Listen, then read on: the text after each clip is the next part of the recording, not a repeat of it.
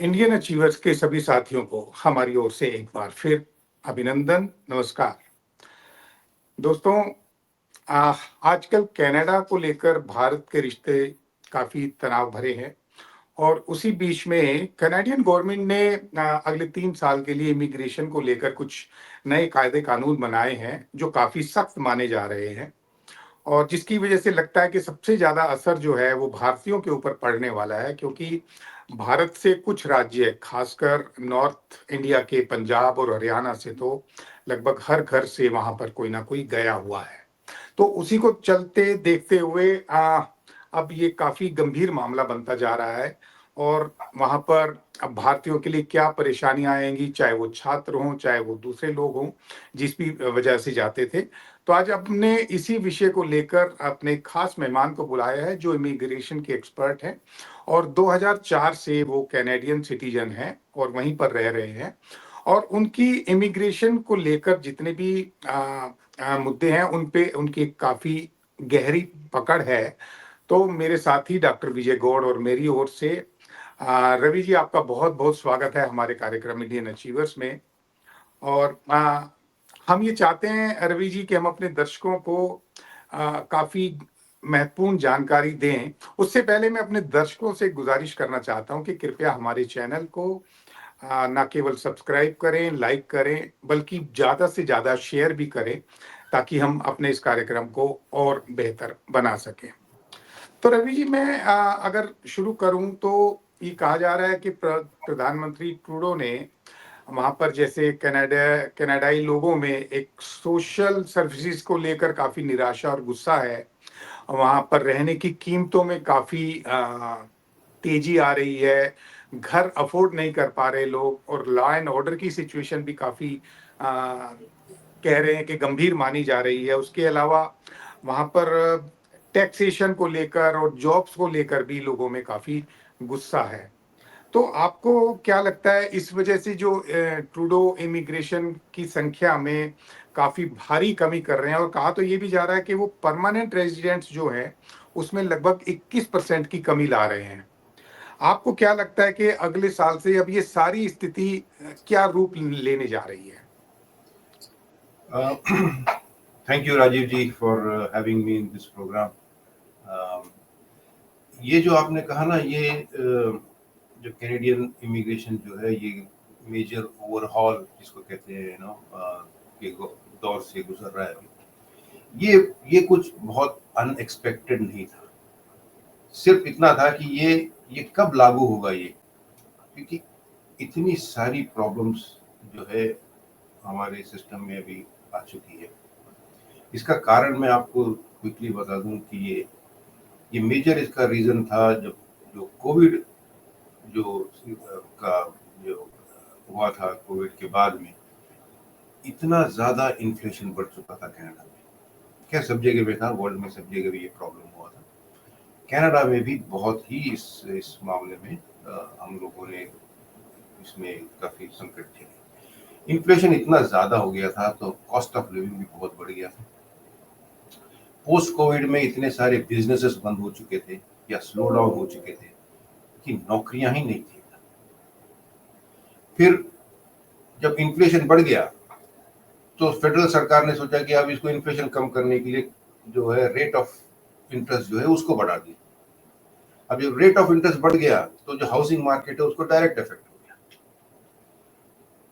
और इतना ज्यादा ये इसका जो इफेक्ट है अनएम्प्लॉयमेंट में, जो अनएम्प्लॉयमेंट रेट था हमारा कनाडा में करीब 4.8 5% में होता था, आज 6.8 में चला गया। नाउ इसका इफेक्ट कैसा होता है? ये जो स्टडी परमिट में लोग आते हैं या वर्क परमिट में जो लोग आते हैं, ये टेम्पररी रेसिडेंट्स होते हैं ना,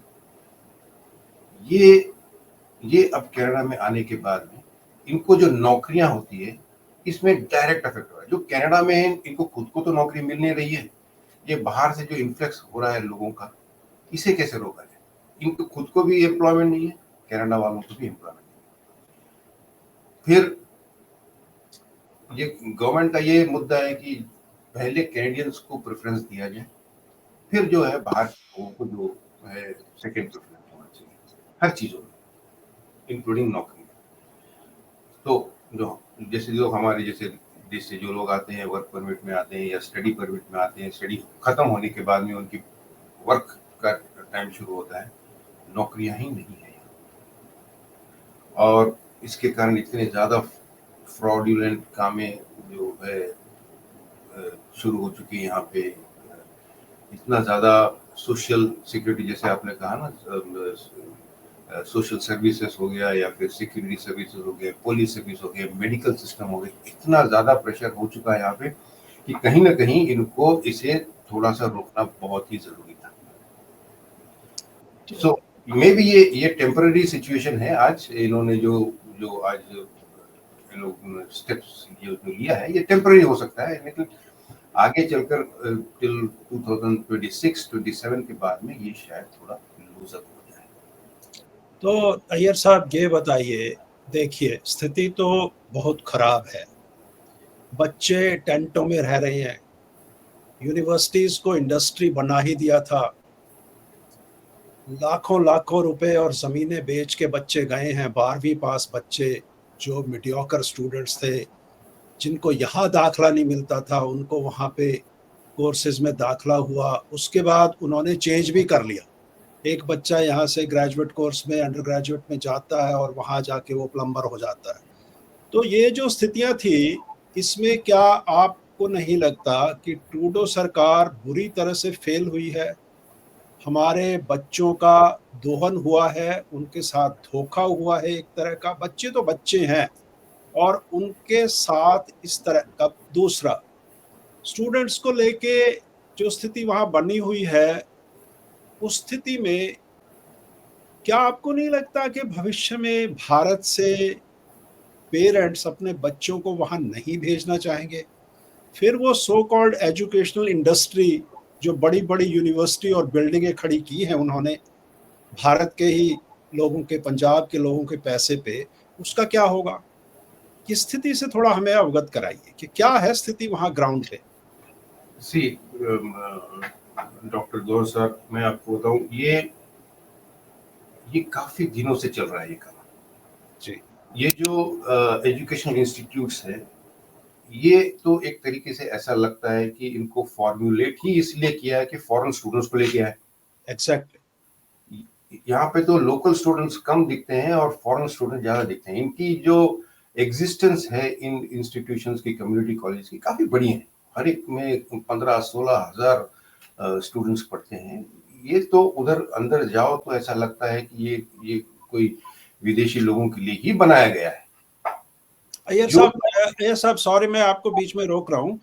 मैं कम से कम एक ऐसे आदमी को जानता हूँ जो यूनिवर्सिटीज का हाल मैं बता रहा हूँ, जिन्होंने एक नौकरी दी हुई है कि वो आदमी इंडिया जाएगा, वहां के दलालों से कांटेक्ट करेगा, उनको एस्टेब्लिश करेगा और वहां से स्टूडेंट्स को लेके यहाँ पे आएगा। तो ये जो सिलसिला है, तो ये तो एक इंटेंशनल अप्रोच है ना, वो तो एक एक एक एक एक, एक रॉ मटेरियल हो गया कि हमें इसको लाना है जैसे भी तैसे। एब्सोल्युटली एब्सोल्युटली जी कि ये एक तरीका बिजनेस हो चुका ना ये। जी और ये सिर्फ अपना ये नहीं कि कम्युनिटी कॉलेजेस ही हैं, यहाँ पे प्राइवेट कॉलेजेस इतने सारे बढ़ चुके हैं। इनकी एक लाइसेंस होती है, डेजिग्नेटेड लर्निंग इंस्टीट्यूशंस का नाम दिया जाता है इनको, उनकी एक नंबर होती है। इतने सारे यहाँ पे अब आ चुके हैं कि इसका जो आपने कहा कि यहाँ से लोग भेजते हैं एक रिप्रेजेंटेटिव और अपने इंडिया जाता है फॉर एग्जांपल, और उधर और लोगों को रिक्रूट करना शुरू करता है कि एजेंट्स की, यार आप लेकर आओ, आपको इतने कमीशन दिए जाएंगे। जी और इस प्रोसेस में इतने सारे फ्रॉडुलेंट काम हो रहे हैं कि अंदाजा ही नहीं है इसका कुछ। जी इसमें मतलब अब थोड़ा पकड़ में आ रहा है, लेकिन ऐसा नहीं था कि सरकार को भी इसका पता नहीं था। मैं नहीं मानूंगा कि इनकी जो है सीक्रेट सर्विस इतनी बुरी है कि इनको कुछ समझ भी नहीं आ रहा है इनके नीचे क्या हो रहा है। ऐसी तो बात हो ही नहीं सकती थी, लेकिन इसे नजरअंदाज किया गया था अभी तक। बट ये सब हो रहा था, और इतने सारे यहाँ पे फ्रॉडुलेंट वो जो स्टडी परमिट के जो लेटर्स होते हैं, जो कॉलेज के एक्सेप्टेंस लेटर्स हैं, अभी पकड़े गए। करीब 10,000 स्टूडेंट्स को वापस भेजने की बात चल रही है। क्योंकि उनके पास फेक लेटर्स थे। और ये फेक लेटर्स आया कहाँ से? ये हमारे देश में बैठे हुए जो एजेंट्स लोग हैं, इन्होंने उनको गलत रास्ते में डाला, गलत उनको काउंसलिंग किया गया, और फिर इसका एक्सप्लॉयटेशन भी बहुत हुआ है। मैं ये नहीं कहूँगा कि इसमें सिर्फ गवर्नमेंट का ही फॉल्ट है, इसमें लोगों ने भी इसमें बहुत ही गलत तरीके से इसका फायदा उठाया गया है। खासकर हमारे देश में आप देखोगे 2-3 राज्य हैं जहाँ से कि सबसे ज़्यादा लोग कनाडा में आते हैं, वो है पंजाब, हरियाणा और गुजरात। यहाँ तक होता है कि ये लोग, इनको पता नहीं होता कि किस कॉलेज में जा रहे हैं, क्या करें, उनको तो सिर्फ कनाडा जाना है। लेकिन कंपेयर टू दिस, अगर आप बाकी राज्य देखोगे इंडिया में, फॉर एग्जांपल आंध्रा हो गया या तमिलनाडु हो गया या केरला हो गया, इनमें थोड़ा मैंने देखा है कि लोग रिसर्च करते हैं और फिर इधर आके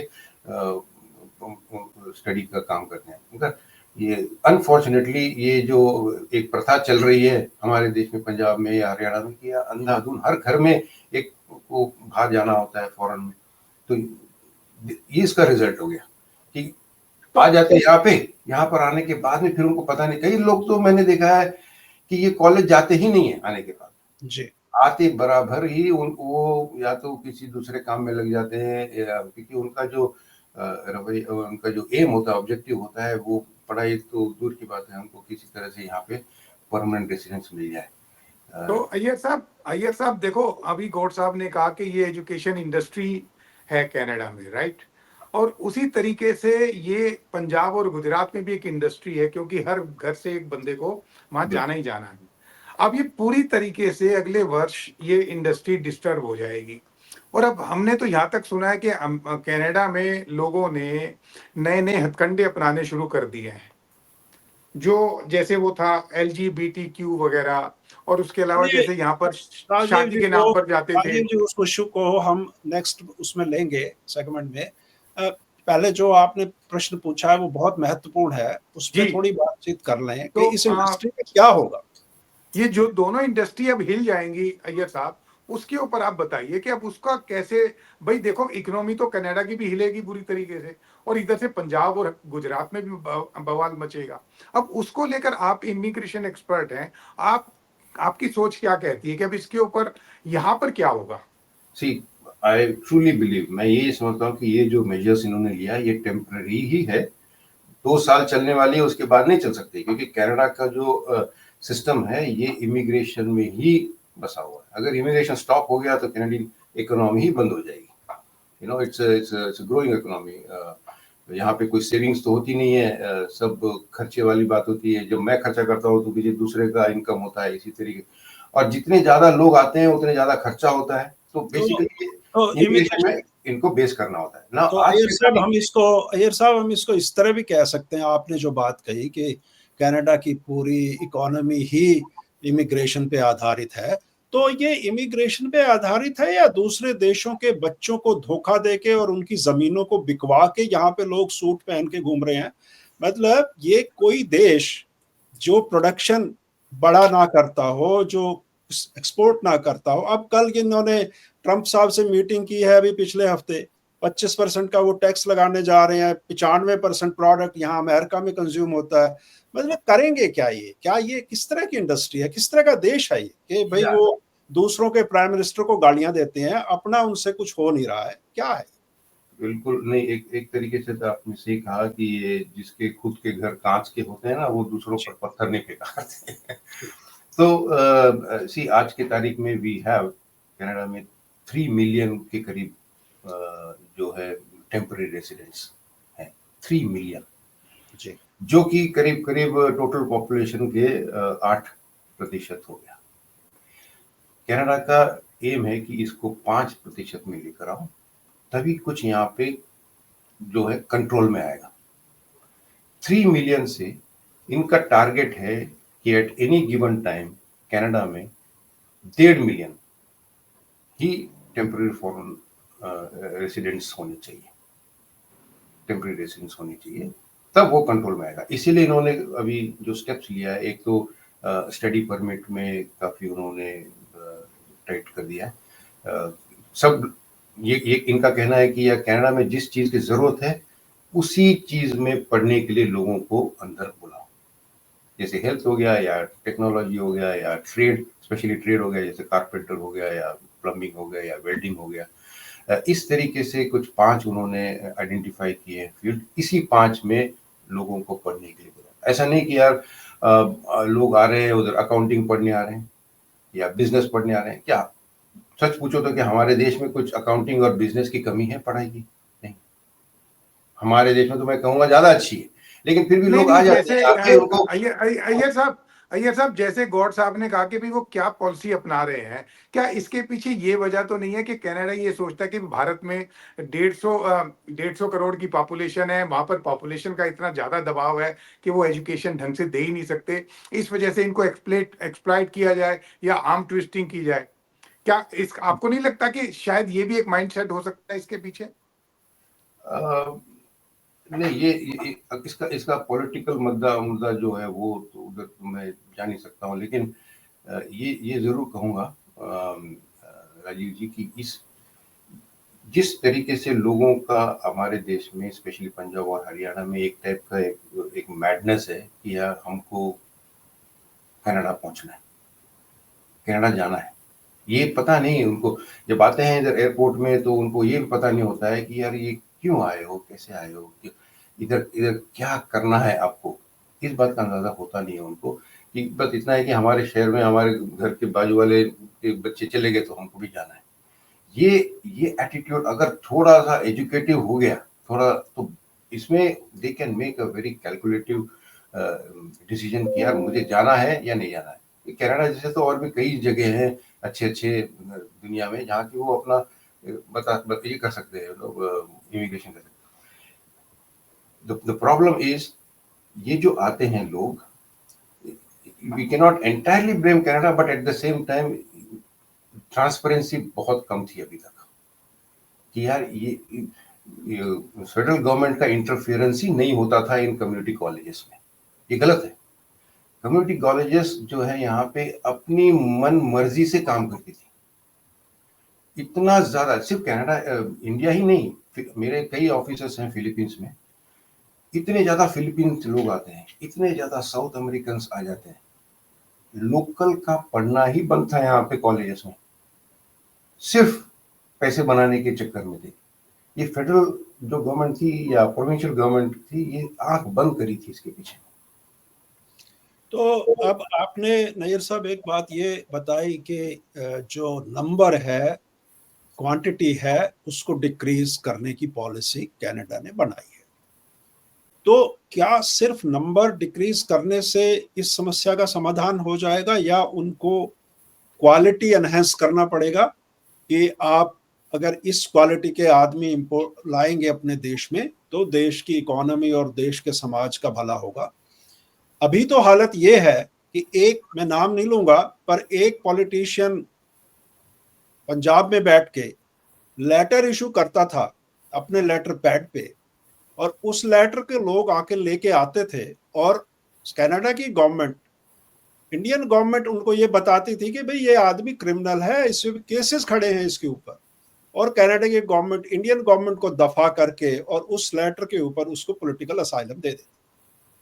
अब जब ये स्थिति आपने देश की कर दी और अब आप चीखो पुकार कर रहे हैं, अब सारा दोष उन बेचारे बच्चों का जो टेंटों में बैठे हैं उनके ऊपर डाल दिया सारा नजला। उन बच्चों का क्या कसूर है? वो पढ़ने गए थे, चलो छोटा मोटा गलती भी कर भी दी तो वो कहाँ जाए? अब देखो हालत ये है, वहां पे झूठे सच्चे बहाने लगा के 13% पॉलिटिकल असाइलम का रेशो है आपके देश में। 100 में से 13 लोगों को मिलता है सिर्फ, 87 लोग तो भटक रहे हैं। और वो झूठे सच्चे उनसे एजेंट जो है पैसा लेके कि तू एलजीबीटी का डिक्लेयर कर दे, तू ये कर दे, तू वो कर दे, तू, और भारत के बारे में एफिडेविट दे रहे हैं वो कि भारत में हमारे पीछे सरकार पड़ी हुई है। अब उन लोगों को ये समझ नहीं आता कि जब उनका रिजेक्ट होगा और वो वापस भारत आएंगे तो क्या स्थिति होगी, क्या मुंह लेके बैठेंगे यहाँ के समाज में? तो इस बारे में थोड़ा सा बताइए, क्या भारतीय लोग, आप जैसे प्रबुद्ध लोग, वहां पे इस स्थिति को सुधारने के लिए कुछ कर रहे हैं? नहीं, बिल्कुल सही कहा आपने। इसमें बहुत सारे स्टूडेंट्स में अभी इन टेंटों में भी जाकर मिला मैंने। जी। जो रियल जेन्युइन स्टूडेंट्स हैं उनको बहुत अफेक्ट हो रहा है इसका, डेफिनेटली यस। कई लोग यहाँ पे हमारे ऑफिस में आके रोते हैं बच्चे बेचारे, क्योंकि उनके माँ पिताजी लोगों ने अपनी प्रॉपर्टी अपने इसमें रख कर पैसे बड़ी मुश्किल से लेकर आकर यहाँ पे, जैसे वो यहाँ पे आते हैं, पढ़ाई खत्म होते हैं, उनको उसका फीस ही वापस करना पड़ता है, घर में पैसे भेजने पड़ते हैं, इसलिए कहाँ कहाँ काम करते हैं। एक बंदा 3-3 4-4 जगह काम करता है। Very bad situation. Now immigration level जो आपने कहा ना, इसको कैसे, see they are talking about 3 million people in Canada, उसको 1.5 मिलियन में लाना है, विच मीन्स क्या किया जाए, इसको 1.5 मिलियन कैसे कम करें इसको। एक उन्होंने सॉल्यूशन निकाला कि ये जो टेम्पररी वर्कर्स आ रहे हैं इनको कम करो, टेम्पररी वर्कर्स कम करो। इन्होंने काफी बहुत ही स्ट्रिक्ट मेजर्स लेकर आ गए हैं अभी कि एम्प्लॉयर्स तो अब यहाँ पे फॉरेन वर्कर्स लाना ही इनके लिए मुश्किल हो गया है। उसमें सिर्फ एग्जाम्पशन उन्होंने दिया कि हेल्थ वर्कर है तो आ सकते हैं, या कोई ट्रेड में है तो आ सकते हैं, अदरवाइज इतना ज्यादा उसका रूल्स बना दिए हैं कि उसको लाना ही मुश्किल है। तो उधर कम हो गया वो। स्टूडेंट स्टडी परमिट में उन्होंने कोटा ही कम कर दिया, कोटा ही नहीं, ये भी कह दिया कि अब तो सिर्फ इतना ही 5 स्टडी फील्ड में ही आप पढ़ सकते हो, ठीक है, या फिर अपने स्पाउस को ला नहीं सकते हो स्टडी डिपेंडेंट वीजा में, या तो मास्टर्स करना पड़ेगा आपको तब जाके आप स्पाउस लेके आ सकते हैं। तो उधर भी आप कम कर रहे हो। तो ये जो पकड़ में आएगा, हर साल they are planning to give 500,000 immigration, मतलब जो टेम्पररी इमिग्रेशन में जाएंगे वो लोग, और यहाँ एक तरफ से ये कम होगा। तो ये जब 1.5 मिलियन में आ जाएगा ना, after that they have no other way, they still have to open this up. यार ये अब आना ही पड़ेगा, वरना तो लोग आएंगे नहीं इधर, आना ही, फिर वो 1 मिलियन के नीचे हो गया तो फिर तो इकोनॉमी मार खाएगा। तो अय्यर साहब, आपके हिसाब से आज की तारीख में कितने भारतीय स्टूडेंट्स हो या दूसरे लोग हो, उनके स्पाउसेस हो, कितने, डू यू नो, एक नंबर आप बता सकते हैं कि इस वक्त कितने प्रभावित हैं जो इस मुश्किलात से गुजर रहे हैं? See it is very difficult to find out. मैं, हमारे पास मोटा जो नंबर्स है वो नहीं, वो लाखों में है या हजारों में है? नहीं, लाखों में है करीब। मैं तो ये कहूंगा कि कम से कम 2-3 लाख लोग तो इस चक्कर में है ही फंसे। 70,000 they have announced 70,000, but that is, I don't think that's the right figure। 70,000 से बहुत ज्यादा है लोग इस मामले इसमें फंसे हुए हैं, क्योंकि और प्लस अभी जनवरी का जो इंटेक ये आ रहा है, जनवरी का इंटेक मतलब कम से कम और 30-40 हजार लोग को यहाँ आना है।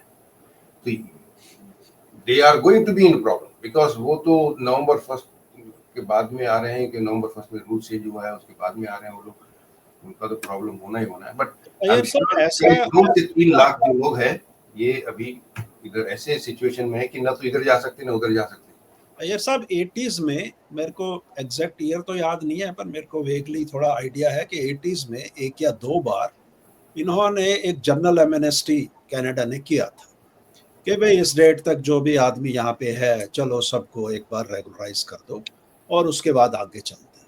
इस तरह का कोई बात सुनने में आ रही है कि भाई एक बार इन सबको आप रेगुलर कर दो, वर्क परमिट दे दो, ग्रीन कार्ड जो भी है आपका परमानेंट कार्ड वो दे दो और उससे बाद आगे थोड़ा कंट्रोल करो चीज।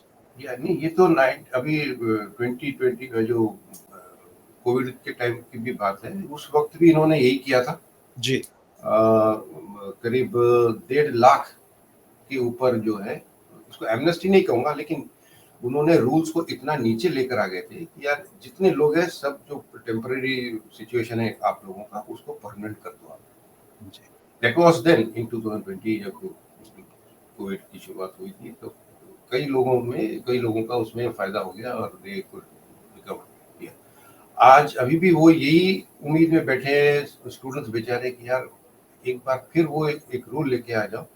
हम लोग इतने साल यहाँ पढ़े, इतने ज्यादा पैसे हम लोगों ने खर्चा किए यहाँ की इंस्टीट्यूशंस में, हमारा कॉन्ट्रीब्यूशन इतना ज्यादा है, हमने पढ़ाई भी की यहाँ पे, now why we should go back.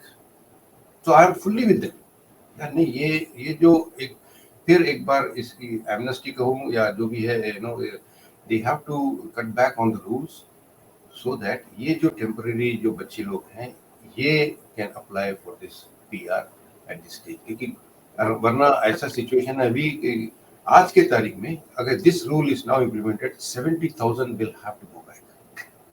तो ये साहब आपके पास तो ये भारतीय बच्चे आते रहते हैं और आप इस स्थिति से डे टू डे बेसिस पर रूबरू हो रहे हैं। क्या आपके पास भारत से ऐसे बच्चों के पेरेंट्स की भी फोन कॉल्स आते हैं या सवाल आते हैं कि भी अब वो क्या करें? कुछ ऐसी समस्याएं जो लाइवली आपके सामने आ रही हो जो आप शेयर करना चाहते हो हमारे बहुत ज्यादा आते हैं ऐसे पेरेंट्स के फोन आते हैं।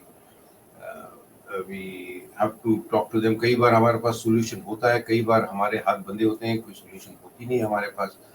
हम कहते हैं यार आपने इतने तो खर्चा कर लिया, से फॉर एग्जांपल 50,000 आपने खर्चा कर लिया और एक 10,000 खर्चा कर दो और एक कोर्स ले लो, थोड़ा टाइम यहाँ पे आप और निकालो, लेट्स सी कि यार रूल्स चेंज होता है नहीं होता है। जस्ट इमेजिन किया इन्होंने 50,000 खर्चा किया और कुछ नहीं, वापस जा रहे इंडिया विदाउट एनी सोल्यूशन, क्या मुंह दिखाएंगे? और इतने पैसे जो इन्होंने खर्चा किए उसको वापस कहाँ से लाए? कुछ इंडिया में भी इतनी नौकरियां ऐसी भरमार तो है नहीं कि बेचारे कहाँ से क्या करें। सो ये तो बहुत ज्यादा हमको कॉल्स आते हैं पेरेंट्स के, बच्चे आके हमारे पास भी होते हैं। चलो कभी होता है सोल्यूशन, कभी नहीं होता है। ठीक है, तो गौड़ साहब कुछ और सवाल है तो बताइए, नहीं तो फिर हम इंतजार करते हैं कि अब अगले साल शायद चुनाव है कनाडा में, तो देखो मेरा तो एक अय्यर साहब छोटा सा सवाल था, पता नहीं आप उसका उत्तर देंगे कि नहीं देंगे। आपको लगता है ये ट्रूडो सरकार दोबारा से आ पाएगी इस इलेक्शन में या पता नहीं है मामला? नो, ये तो कहना मुश्किल है। ये जो डेटा आ रहे हैं अभी जी, जो प्रोविंशियल इलेक्शंस हो रहे हैं लोकली यहाँ वहाँ, तो उधर फेडरल अभी जो गवर्नमेंट है वो तो हार रही है, लेकिन ये कहना मुश्किल है। क्या होता है कि ये जो कोalition नाम की चीज होती है तो वो जब दो लोग मिल जाते हैं फिर उनकी स्ट्रेंथ बढ़ जाती है। तो अभी ट्रूडो सर के जो है उनके साथ में कोई दूसरे हैं, तो अभी उनकी सरकार आज चल रही है। पर वो तो चले गए ना, जगमीत जी तो चले गए अब छोड़ के। अब वो जगमीत सर ने जब वो प्लग निकाल दिया तो फिर ये इनका तो बेड़ा पार। चलो खैर, अब ये भी पता चल जाएगा अगले साल। गौड़ साहब आप भी अपनी फिंगर क्रॉस रखिए, अब आपके वहां पर तो ट्रम्प आ गए हैं, तो अब यहाँ पर भी देखते हैं कि क्या होता है। नहीं, वो राजीव जी, वो जो अपना ट्रूडो जी कह रहे थे ना रूल ऑफ लॉ, तो अमेरिका में रूल ऑफ लॉ है, कनाडा में तो देख लिया हमने उनका रूल ऑफ लॉ। उनका रूल ऑफ लॉ तो सिर्फ यही तक था कि दूसरों के बच्चों को उठा के ले आओ, अपने घर में काम कराओ, उनको फेंक दो। और बाकी तो आपने सुना ही होगा पॉलिटिकल सिचुएशन भी कुछ ऐसा है इंडिया और कनाडा का कि अच्छा आने के लिए भी सोचते चलो हैं। हम तो दुआ करते हैं कि भी हमारे जो बच्चे हैं वहां पर उनके साथ न्याय हो और वो कि बुरे मन से वापस ना आए। ठीक है जी, चलिए नमस्कार, बहुत बहुत धन्यवाद। बहुत धन्यवाद। Thank you.